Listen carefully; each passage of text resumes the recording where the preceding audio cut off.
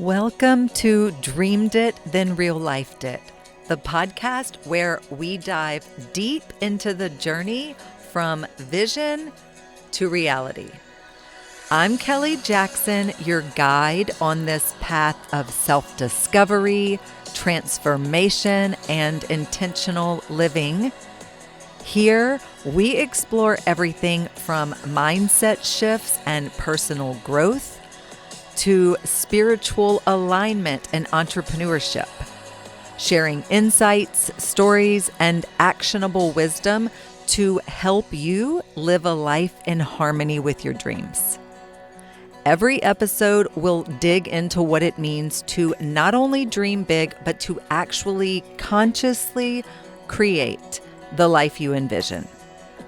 Let's turn your dreams into real life.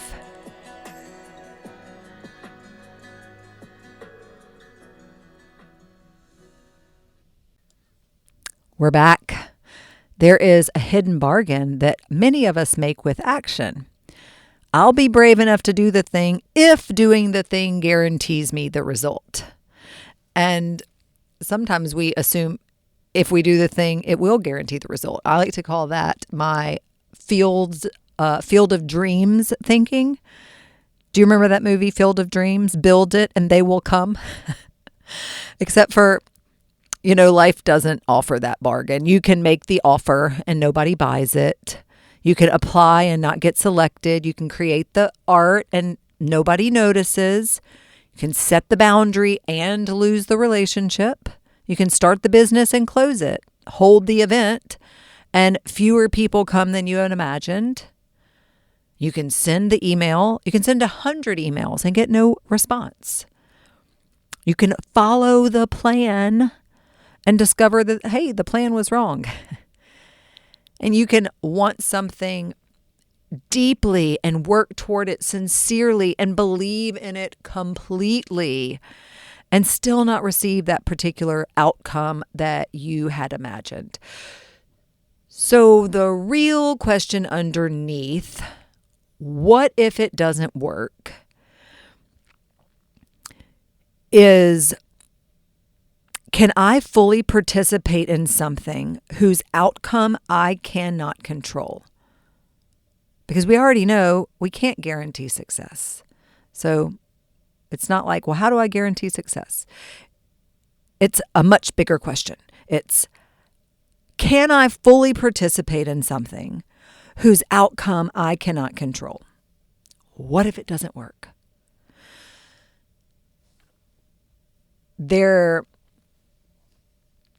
In the last episode, in episode 97, I talked about the space between knowing and doing and about getting out of our heads and crossing that threshold and actually taking action.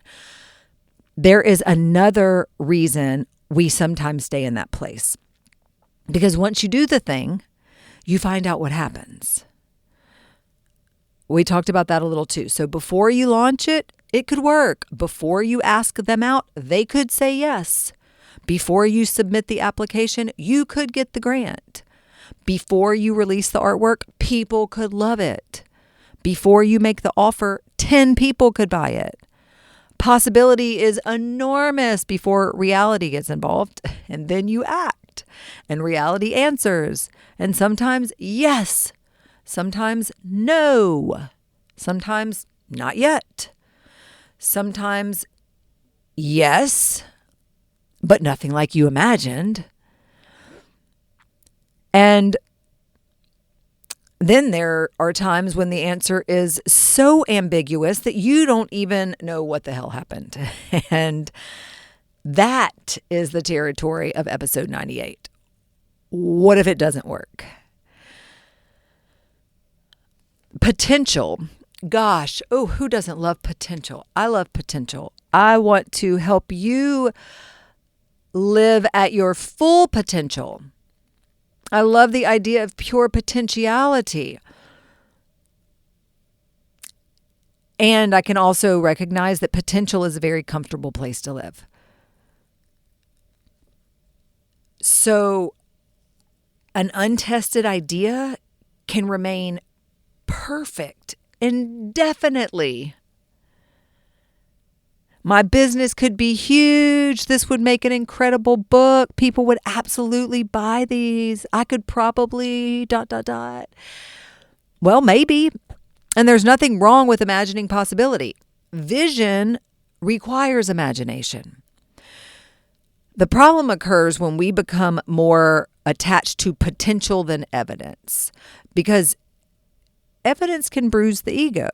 Potential can't. If you never launch, nobody can ever, you can prove that nobody wanted it, right? If you never submit, nobody rejects you. If you never audition, you can keep on believing that you could have gotten the part. If you never make the thing, it remains extraordinary in your imagination. Execution trades fantasy for information. And that's scary. I mean, it is. This is why it's important to separate it didn't work from I didn't work. This is huge separation. It didn't work from I didn't work. An unsuccessful attempt is data about an attempt. As humans, we have this tendency to convert our outcomes into identity. So we'll do something like this. Okay, I have an offer. I'm going to put the offer out there. The offer didn't sell. And all of a sudden that becomes, well, nobody wants what I have. The post, we decide to make a post. We love this post. We think it's a great post. We make the post. The post didn't perform. Well, all of a sudden that becomes, well, nobody cares what I have to say. Have y'all ever done this? Has your mind ever done that to you? One relationship ends and all of a sudden you hear yourself telling yourself this story. I'm bad at relationships. Well, one application was rejected and that becomes, well, I'm not talented enough. An event that you did that you were really proud of, that you put on, that had 5 people instead of 50 people, becomes, I'm a failure. The outcome contains far less information than the identity story that we're attaching to it. So maybe the offer was wrong. Maybe the offer was right and the messaging was wrong. Maybe the messaging was fine, but hardly anybody saw it. Maybe people saw it and they didn't understand it. Maybe they understand it and they didn't want it. Maybe they wanted it and the timing was terrible. Maybe the market genuinely told you no. That is possible too. But this didn't work is a completely different sentence from saying I don't work. Nothing I do works. Do you understand what I'm saying? So you have to learn how to separate these. That is essential. If you're going to make things for any length of time, you have to learn how to separate those two things. So let's start by saying we'll define work. We say it worked, it didn't work, but what does worked even mean? Suppose you're holding an event, expecting 100 people and 30 come. Did it work? Well, it depends. Did you make money? Did somebody discover your work? Did you learn that Thursday nights are terrible? Did you learn that your pricing was wrong? Did you meet a future collaborator?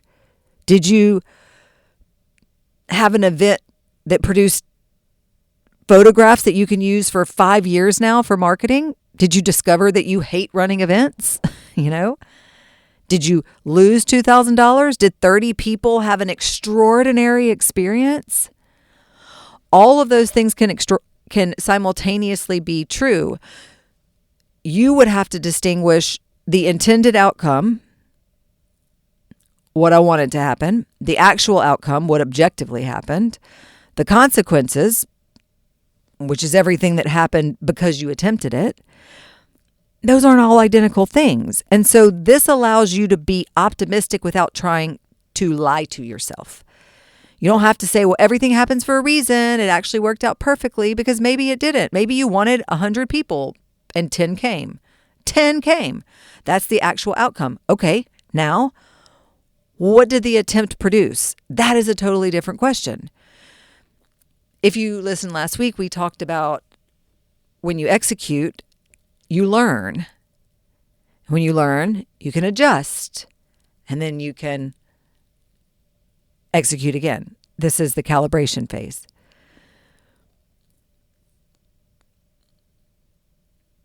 Outcome versus consequence. So I just said consequence earlier, just now, and actions have consequences far beyond their intended outcomes. So something can fail at its stated objective while producing consequences that later become enormously important. This just happened for me with the festival. It didn't produce one specific outcome that I imagined. However, it produced a consequence that never would have come about had it not been for the festival, that is enormously important for me right now in this moment and for my entire future. And while the festival itself was not the intended outcome, what I imagined it would be, it ended up being something that exceeded my expectations in a totally different way because of the consequence that came about because of it, that I could not have had any way of anticipating before. You don't even know what you don't know. The festival had to happen for this other thing to become a consequence of it. A project will introduce you to somebody. A failed business teaches you operation, so you fail forward. You learn what not to do. A relation teaches you what you will never normalize again. A workshop reveals what people actually ask questions about when you got them all in a room doing a workshop. And a rejected proposal is going to force you to clarify the concept. Artwork that nobody buys can be the beginning of a completely different body of work. And a podcast episode with mediocre downloads could be the same one that has a line that somebody remembers 3 years later. That's like stuck with them. This is not about pretending that the original outcome didn't matter, because it mattered. You're just simply refusing to assume that because you didn't get outcome A, nothing happened.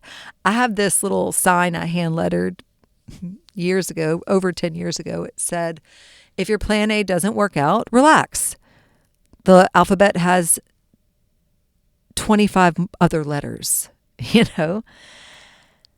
So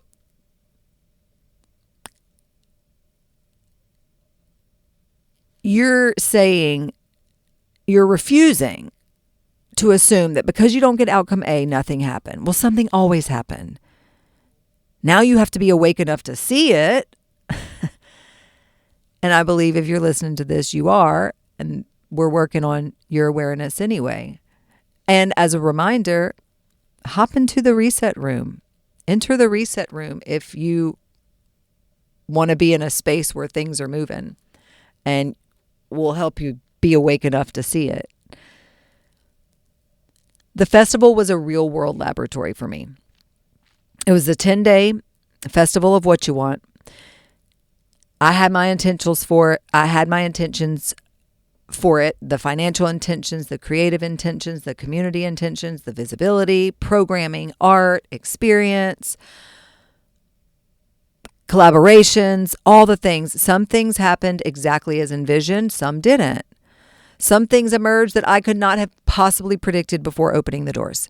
And now that I'm removed from it, I possess information I could not have gotten from a business plan. No way, no how. I learned from contact with reality. That is like the whole theme of even what we're talking about. I could have spent another year planning the perfect vision. Instead, now there is this actual festival in my history. It happened. I know things now. And some of the consequences of those 10 days probably haven't even revealed themselves yet. Truly. That's different from saying everything about the festival worked. I'm allowed to sit here and evaluate the thing honestly while still recognizing the value of having done it. I can say not everything happened as I envisioned. Some things were totally different. Some things were better. Some things are still being revealed. It's actually very interesting. 20 years of iteration. Because what I said was the festival was like a living retrospective of the last 20 years of my creative work. So I want to widen this out to what you want. Because there's a longevity there. I have 20 years of evidence that my work does not move in a straight line. Things I've sold, some things have sold, some things haven't. Things I thought would be enormous weren't. Things that I never would have imagined when I did the first one would go on to become something I would do 1,000 times. Thousands of times, you know? Things that seemed small became important later. Some products disappeared. My ethos changed. My business model changed. Ideas returned years later in another form. And skills developed in one era became useful in another. That happened over and over and over and over again. Customers bought work for reasons I couldn't have predicted, and art ended up inside of people's family histories. Check out that recent episode on Invisible Threads, crafting a decentralized art archive. I did not sit down 20 years ago and perfectly engineer this current ecosystem. I couldn't have even known to do that. I made things, and then I responded, and then I made more things. That is the creative evolution. It wasn't, I know exactly what would work. No, I did not know exactly what would work. It was more like I stayed in conversation with what happened. That to me is a beautiful definition of iteration, to stay in conversation with what happens. I love where I'm at now. And it's been, what a journey it's been. And I love, especially with the reset room, with everything I'm doing, with this podcast, with this new vision that's come about since the festival, and particularly with the reset room, which I'm so excited to be hosting, is that I've learned so much in over 2 decades as an entrepreneur, and and as a creative entrepreneur as well. I feel like you reach a point in your career, your life, when the next step is you learn, you teach, you hold space, you create a container where other people can come inside and benefit from your life experiences. And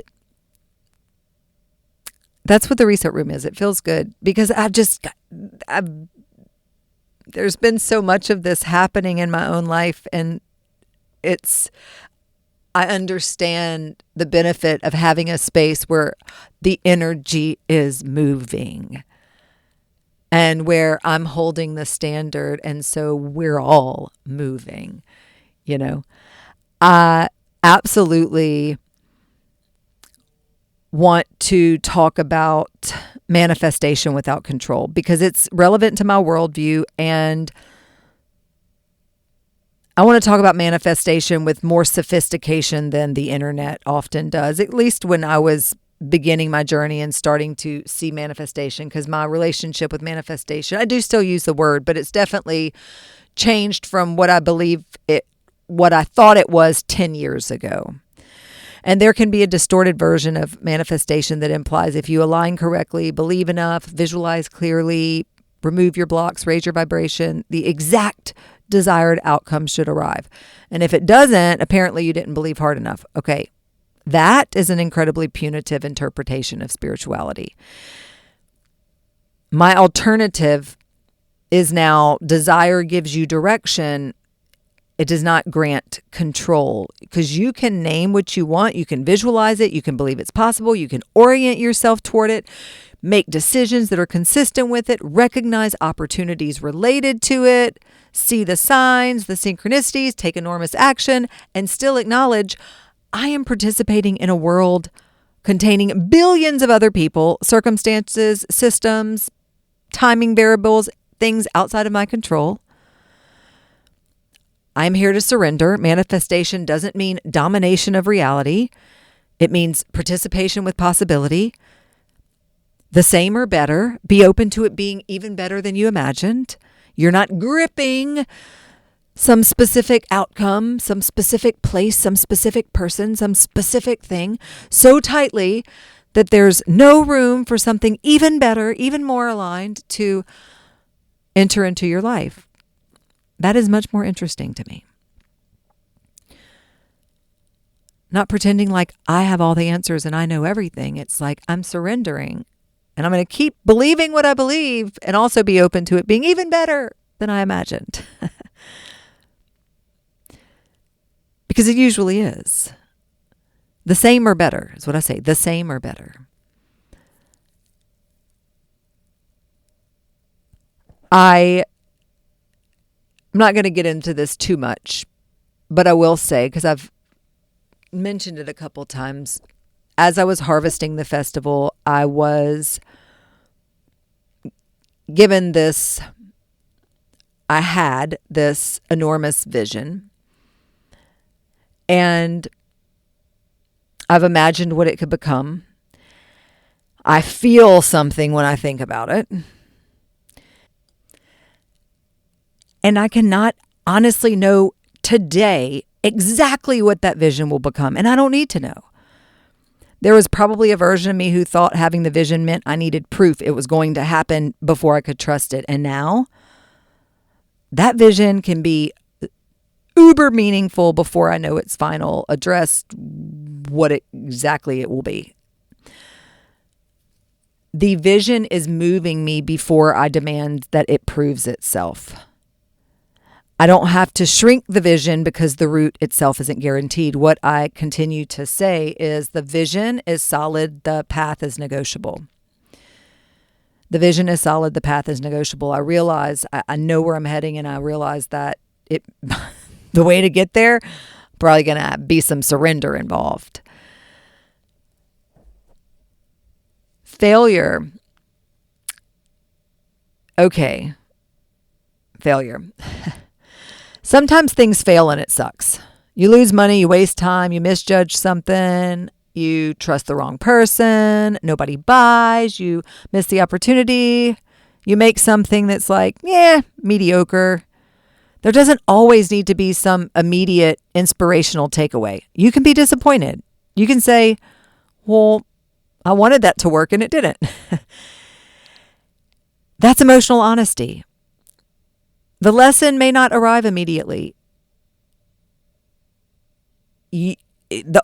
Perhaps the lesson is, okay, well, not doing that again. That's still useful.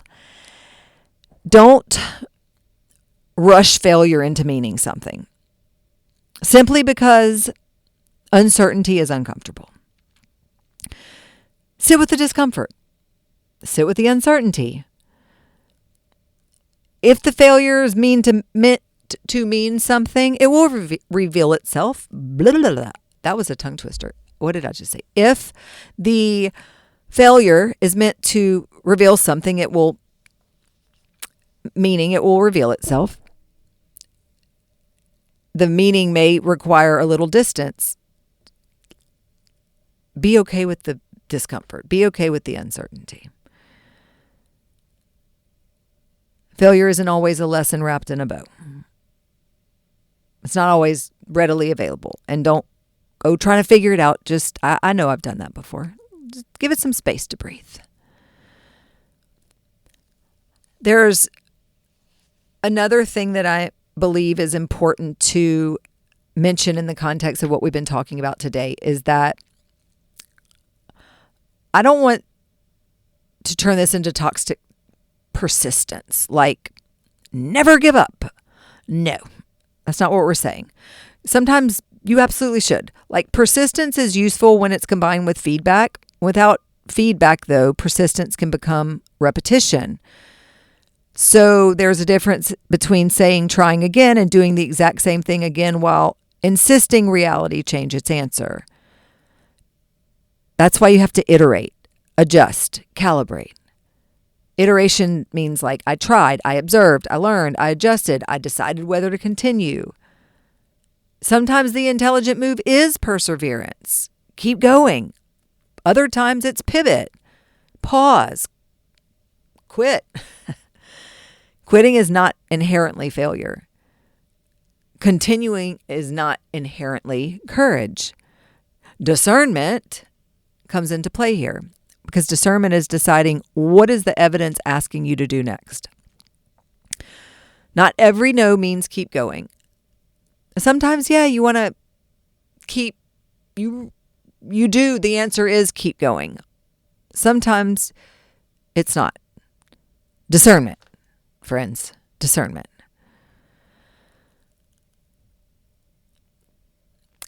I am going to give you a real life example of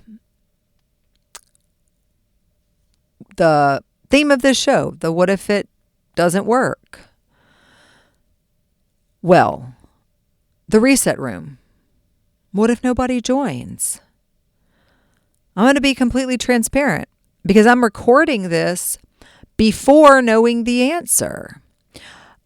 I built the reset room. I first talked about the reset room in April of this year. And I didn't open it though. I had the idea for it and then life. I didn't open it. So,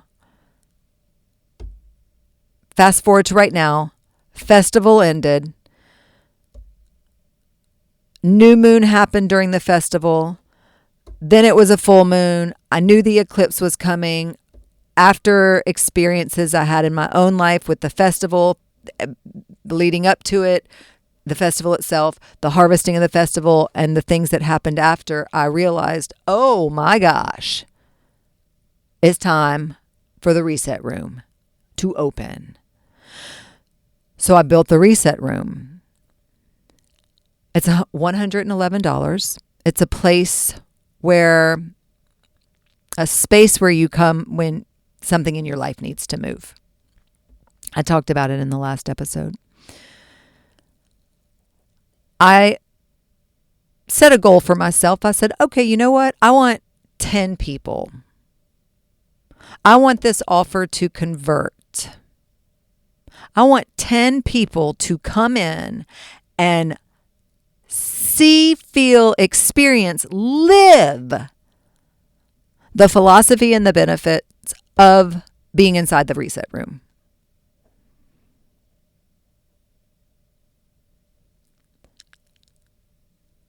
I would like people to buy this.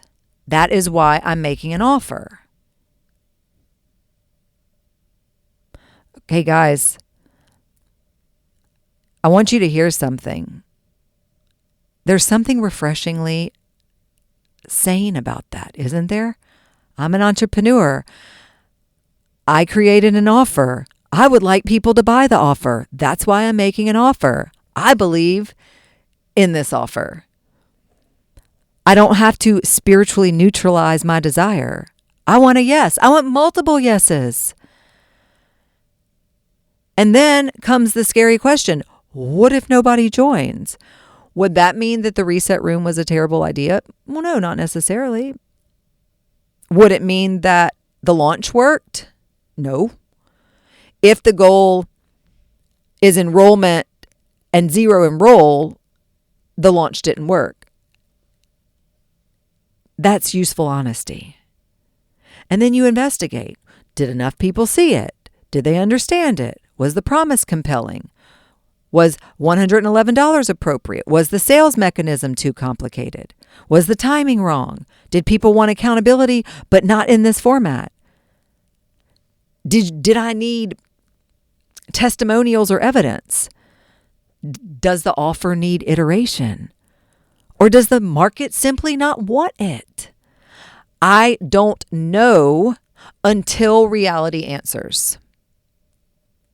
And the only way to get the answer is to make the offer. And all this ties back to episode 97. Check it out. It's called The Space Between Knowing and Doing.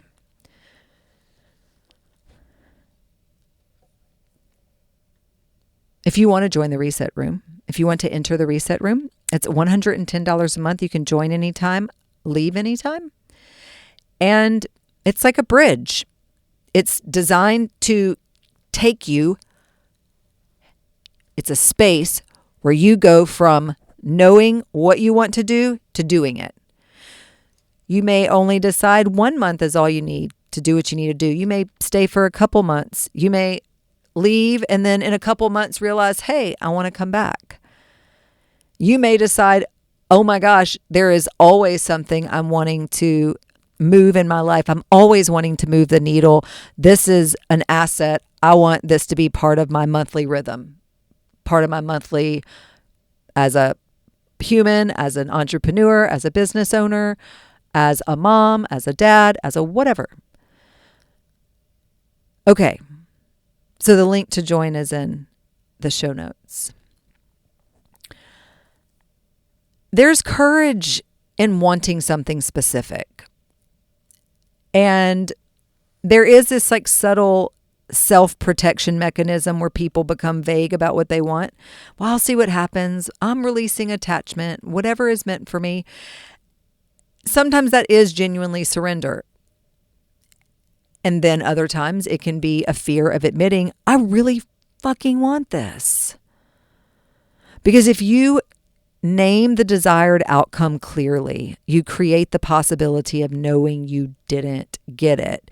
And there is a vulnerability in that specificity. I want 10 members. I want the grant. I want the exhibition. I want the building. I want the relationship. I want this amount of money. I want the opportunity. It's okay to want. You don't need to dilute desire to survive disappointment, okay? Emotional resilient isn't like, well, I don't care about the outcome at all. It's like being able to care enormously without making the outcome responsible for your entire sense of self, and be able to, my favorite mantras again are the same or better, or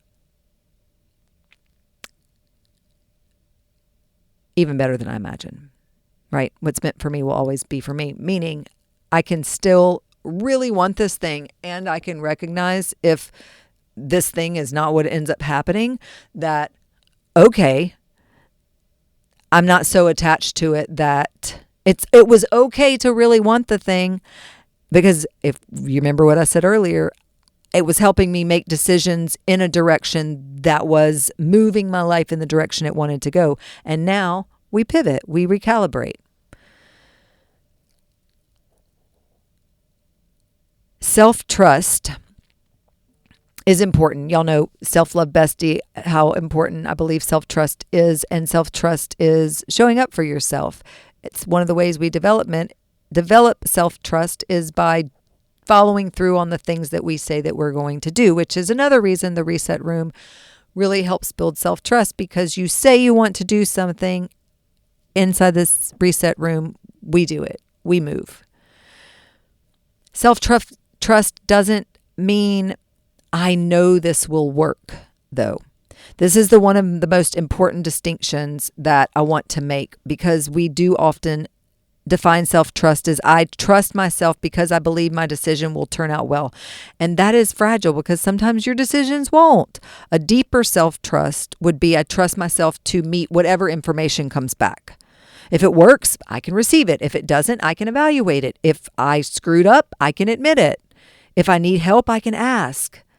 If I need to change directions, I can change.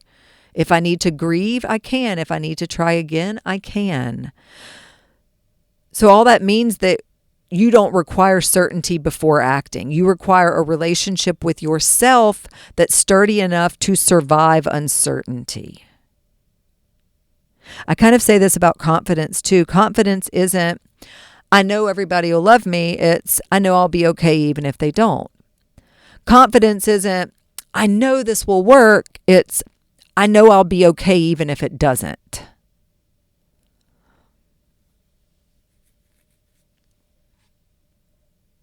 The person who gets more data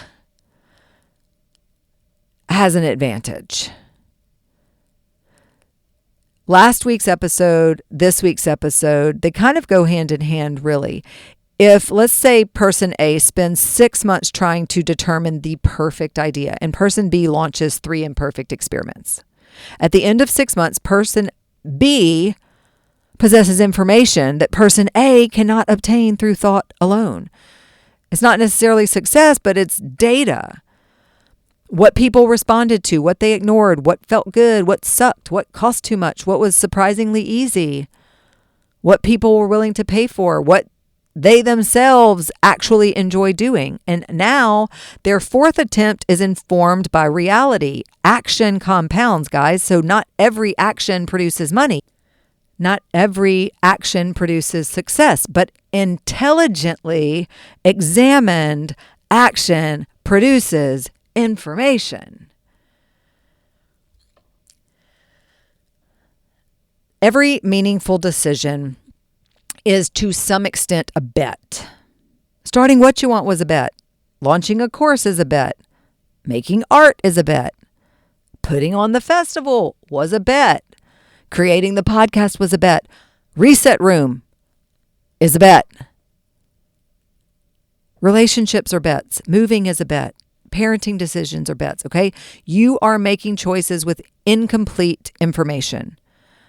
A bet does not necessarily mean reckless. You can research, you can prepare, calculate, ask questions, improve the odds. Eventually, though, you place the bet. And adulthood is partly learning that uncertainty doesn't mean you're doing something wrong. It means you're dealing with reality, you know? So what happens when it does work? Because we spent the entire episode saying, what if it doesn't work? Okay, what if it does? Be open to it being even better than you imagine. What if, in my case, what if 10 people join?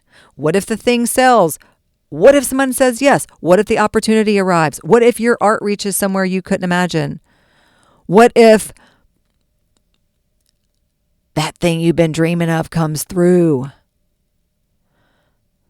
Success creates uncertainty too, because now you got to deliver. You got to expand, receive, manage, become visible, handle that money, make those decisions, meet those expectations. There's no point at which uncertainty disappears. We sometimes imagine, well, I'll feel safer if I know it works.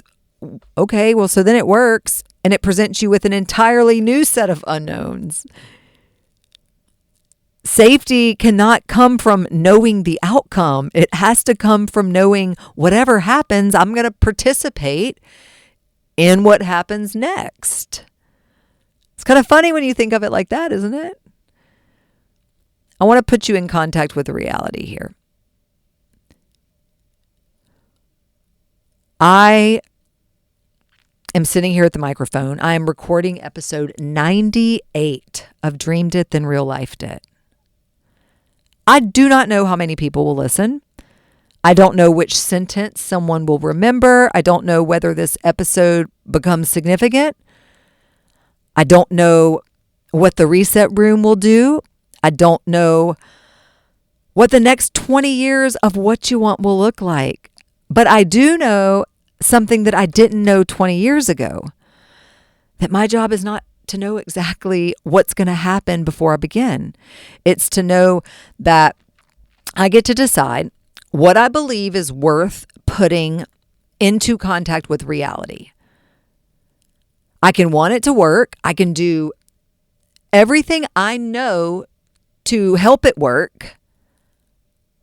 I can believe that it can work, and I can still admit that I don't control the answer because I don't. I have this self-trust, not the self-trust of knowing it's guaranteed that it's going to work well, that it's going to work.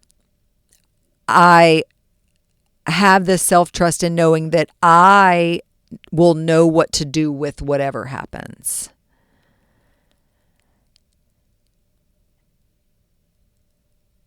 I want you to check out episode 97. Cross the space between knowing and doing. Do the thing. When reality answers, listen, pivot, adjust, calibrate. The answer is not always a verdict on you, friends. It can be information about what comes next. I'm actually glad that I'm recording these ahead of releasing the reset room, because that allowed me to speak from that place of before the reset room has given me an answer. I'm not like waiting and telling this story retrospectively once I know whether or not it's sold. There is something more vulnerable about putting it into the episode, into the archive, while I'm actually inside of the uncertainty that I'm talking about.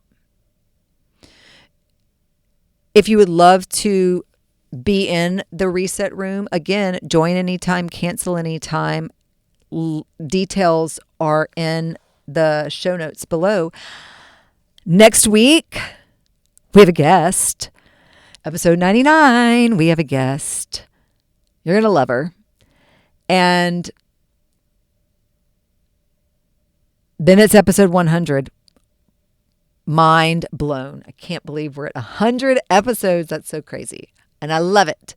So I'll see you next week for episode 99. And then we're going to be at the big 100. Thanks for being here, guys. Bye-bye.